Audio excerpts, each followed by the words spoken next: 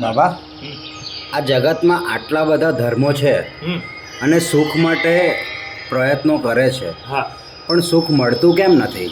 હા, એટલે આ જગતની અંદર બધા ધર્મો છે. એ ધર્મો કેવા છે? માન્યતાના, નામની સર્વ માયાના. હવે એને વ્યવહાર ધર્મ કહેવાય. હવે વ્યવહાર ધર્મ જે છે એની અંદર મુખ્ય વસ્તુ હોય તો એ આત્મતત્વ છે.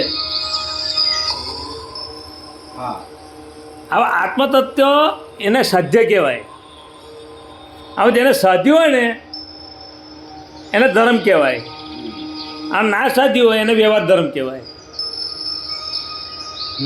આવું સાધ્ય અને સાધન આ બેના ભેદ હોય છે, અને ભેદ અનુભવી જ્ઞાની જાણે. હવે એ અનુભવી જ્ઞાની એ જ્ઞાન વગર કેવી રીતના હોઈ શકે? એટલે જ્ઞાન એ મુખ્ય વસ્તુ છે. કયું જ્ઞાન? તક આત્માનું જ્ઞાન. હવે અત્યારે આ વિચિત્ર કાળ ચાલી રહ્યો છે. મનમાં જુદું, વાણીમાં જુદું અને વર્તનમાં જુદું. અને ધર્મની વાત કરીએ તેનો પ્રભાવ ના પડે, પણ આત્માની વાત કરીએ તેનો પ્રભાવ પડે. કમ તક આત્મધર્મ એ સર્વશ્રેષ્ઠ છે. આજે નહીં તો કાલે રિઝલ્ટ આવશે. શું આવશે? કમ તકે કર્તા પદ વગરનું જે છે એ સંપૂર્ણ સર્વાંગપણે હુંપણે ખીલેલું એ ગુણોથી છે. કેવું છે? અને એ ગુણોથી ભરપૂર છે. કયા ગુણો? તક પોતાના સ્વસ્વભાવના. જોને કોઈ ના, અજ્ઞાનતાથી બધા જ ગુણો છે, પણ જ્ઞાને કરીના જે ગુણો છે એ તો ગુણાતીતની દશા છે. પણ ગુણાતીત પુરુષ કોણ? કે જે સ્વભાવમાં રહે ગુણાતીત, ક્રિયામાં રહે એ ગુણાતીત નહીં, સ્વભાવમાં. અને સ્વભાવના ગુણો છે ને અનંતા ગુણો છે. અને અનંતા ગુણોની અંદર રહેવાથી જે સુખ આવે છે ને એનાથી આ વાસ્તવિકતા ખબર પડે છે કે વાસ્તવિકતામાં સુખ છે જ નહીં. પણ વાસ્તવિકતા છે એ હકીકત છે, પણ એ વાસ્તવિકતા કેવી છે?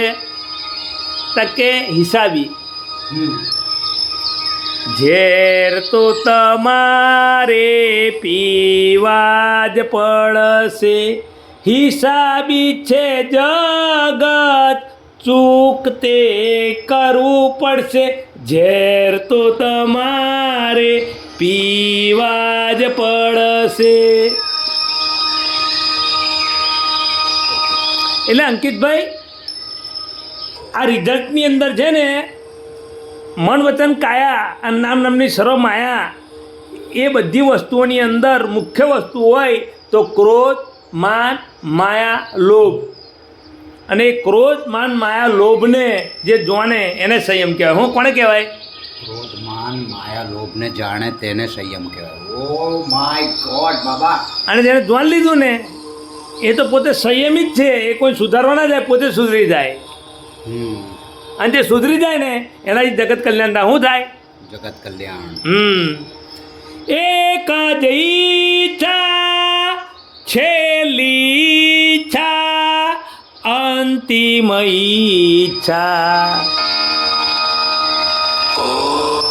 હવે એક જ છે ઈચ્છા, જગત કલ્યાણ કરવાની. હવે એક જ છે ઈચ્છા, જગત કલ્યાણ કરવાની. એટલે અંકિતભાઈ, જગત કલ્યાણની ઈચ્છા એ ભાવના છે, ક્રિયા નહીં. ભાવે ભાવના ભાવીએ, ભાવે દીજીએ દાન, ભાવે ધર્મ રાજ્યે, ભાવે કેવળ જ્ઞાન. આ ભાવનાનું ફળ શું છે ખબર છે મને? રિઝલ્ટ. શું છે રિઝલ્ટ? કુદરત આલે.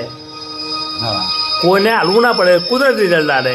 અને કુદરત આલે એને શું કહેવાય? કુદરતી રચના. શું કહેવાય? કુદરતી રચના. સમજાયું તમને? યસ બાબા.